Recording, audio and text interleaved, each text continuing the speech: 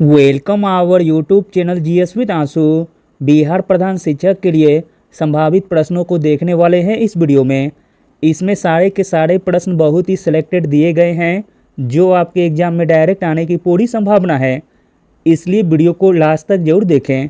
Start करने से पहले आप लोगों से एक ही रिक्वेस्ट है, प्लीज़ वीडियो को लाइक और किसी भी एक ग्रुप में शेयर जरूर कर दीजिएगा। चलिए शुरू करते हैं। पहला प्रश्न है, कोठारी आयोग ने शिक्षा पर खर्च जीडीपी का कितना सुझाव दिया था? इम्पॉर्टेंट प्रश्न है। कोठारी आयोग ने शिक्षा पर खर्च जीडीपी का 6% सुझाव दिया था। Option number B. अगला प्रश्न है, नीति आयोग के अनुसार भारत की अर्थव्यवस्था शक्तिशाली हो जाएगी। नीति आयोग के अनुसार भारत की अर्थव्यवस्था शक्तिशाली हो जाएगी 2030-2032 तक। अगला प्रश्न है, 10+2 शिक्षा पैटर्न किस शिक्षा नीति में विकसित किया गया था?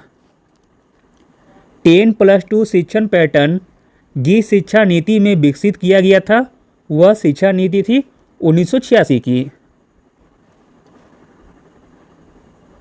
अगला प्रश्न है, एनईपी के संपूर्ण नीति को कब तक टारगेट के अधीन पूरा किया जाना है? एनईपी के संपूर्ण नीति को 2030 तक टारगेट के अधीन पूरा किया जाना है।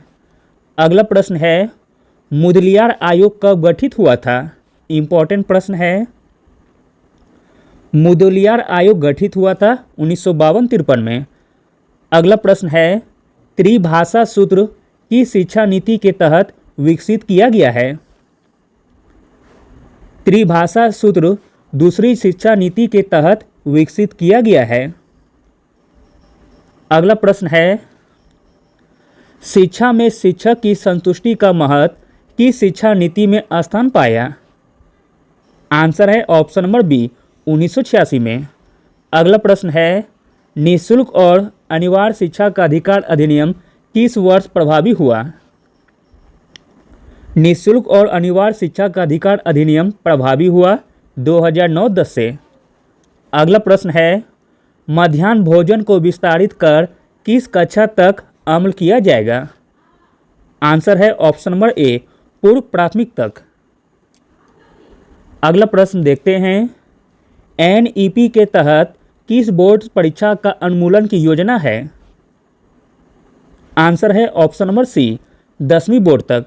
अगला प्रश्न है, 1986 शिक्षा नीति को किस प्रधानमंत्री काल में पुनः संशोधित किया गया? 1986 शिक्षा नीति को जिस प्रधानमंत्री काल में पुनः संशोधित किया गया वह प्रधानमंत्री थे पीवी नरसिम्हा राव। अगला प्रश्न है, राष्ट्रीय तकनीकी शिक्षा की संबद्धता किस संस्था से है? तो दोस्तों वह संस्था का नाम है AICTE। अगला प्रश्न है, इग्नो किस तरह की संस्था है? आंसर है ऑप्शन नंबर बी, दूरस्थ शिक्षा प्रदान करने वाला। अगला प्रश्न देखते हैं, परिशिक्षण संबद्धता से कौन सी संस्था कार्यकारी है? परिशिक्षण संबद्धता से जिस संस्था कार्यकारी है वह है NCTE। अगला प्रश्न है, मनोविज्ञान के जनक किन्हें माना जाता है? इम्पॉर्टेंट प्रश्न है। मनोविज्ञान के जनक माना जाता है अरस्तु को।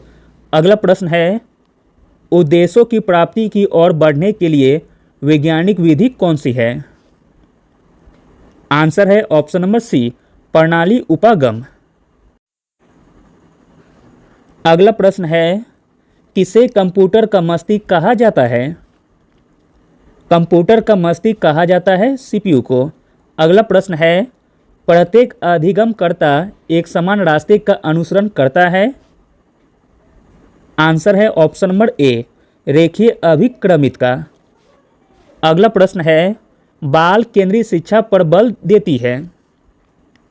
बाल केंद्रित शिक्षा पर बल देती है अधिगमकर्ता सक्रिय संलग्न पर।